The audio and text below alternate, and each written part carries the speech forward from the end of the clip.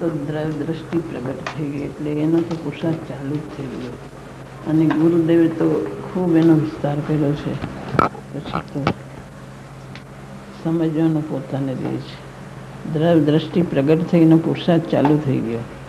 જ્યાં અનાદિની દ્રષ્ટિ પર તરફ હતી, સ્વ તરફ દ્રષ્ટિ આવી ગઈ. જ્ઞાયક પરિણતિ પ્રગટ થઈ ગઈ અંતરમાં. એ જ્ઞાયકની પરિણતિ ચાલુ થઈ ગઈ. સ્વાનુભૂતિની દશા પ્રગટ થઈ ગઈ. અને જ્ઞાયકની પરિણતિ સદાને માટેને ખાતા પીતા જાગતા સૂતા સ્વપ્નમાં બધી વાર જ્ઞાયકની પરિણતિ ચાલુ જ થઈ ગઈ છે. જ્ઞાયકની ધારા ચાલુ થઈ ગઈ. પુરુષાર્થની ધારા જ્ઞાયક તરફ જ ચાલે છે. એવી જ્ઞાયકની ઉગ્રતા માટે પ્રયત્નનો ચાલુ જ છે.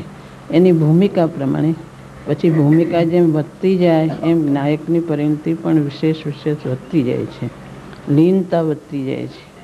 પછી ભૂમિકા પલટાય એટલે પાંચમું ગુણસ્થાન, છઠ્ઠું સાતમું ગુણસ્થાન આવે છે. એની પણ ભૂમિકા જેમ વધતી જાય છે એમ એની પરિણતિ અંદર લીનતા વધતી જાય છે.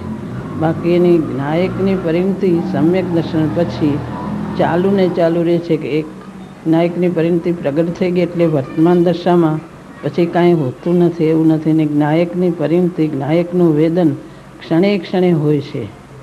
ગમે એવા પ્રસંગમાં એ જ્ઞાયકની પરિણતિ એને છૂટતી જ નથી. એ આહાર કે બહારના ગમે તે કાર્યમાં ઊભો હોય છતાં અંતરમાં એની જ્ઞાયકની દશા જ હોય છે. ભેદ જ્ઞાનની દ્વારા ચાલુ એની દ્રષ્ટિ આખી પલટાઈ ગઈ છે. બહારથી દ્રષ્ટિ જે બાહ્ય દ્રષ્ટિ હતી અંતરમાં દ્રષ્ટિ ગઈ અને જ્ઞાયકનું વેદન એને ચાલુ છે. આત્મ નિર્વિકલ્પ દશા એક જુદી વાત કહી. એની નિર્વિકલ્પ દશા પણ એની ભૂમિકા પ્રમાણે થાય છે. એ આનંદની દશા જુદી વાત છે. પણ વર્તમાન ધારામાં પણ એને વિકલ્પની સાથે એકમેક આકુળતા થતી નથી. અંદર શાંતિની ધારા, સમાધિની ધારા, જ્ઞાયકની ધારા, વિરક્તિ, વિભાવથી વિરક્તિ અને સ્વભાવમાં એકત્વ અને વિભાવથી વિરક્ત એને યાદ નથી કરવું પડતું પણ સહજ જ્ઞાનધાર ને ઉદયધારા બે ચાલુ જ છે.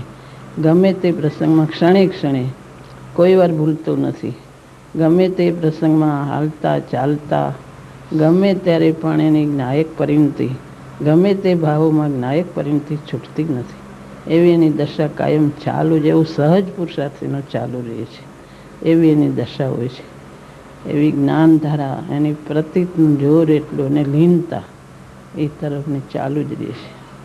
એ સહજ અને પુરુષાર્થ એ બે સાથે કઈ આમ સહજ પુરુષાર્થ ચાલે છે? સહજ ચાલે છે. સહજ પુરુષાર્થ એટલે વિકલ્પ કરીને પુરુષાર્થ રાખવો પડે એમ નથી કે આ ભૂલી ગયું ને પછી પુરુષાર્થ રાખવો પડે એમ નથી. સહજ પુરુષાર્થ ચાલે છે. અંદર જ્ઞાયકની પરિણતિનો પુરુષાર્થ સહજ વિભાવથી છૂટો પડ્યો તે પડ્યો. પછી વિશેષ લીનતા માટે પુરુષાર્થ પોતાની સ્વરૂપ તરફની એ એની દોરી જે ચાલુ તે ચાલુ જ છે. જ્ઞાન દશાનો દોર, એની જ્ઞાન દશાનો દોર કદી ચૂકતો જ નથી. એવી સહજ પુરુષાર્થની ધારા એની સહજ ચાલે છે. પુરુષાર્થ અને સહજ છે. પાછું છે પુરુષાર્થ પણ સહજ છે.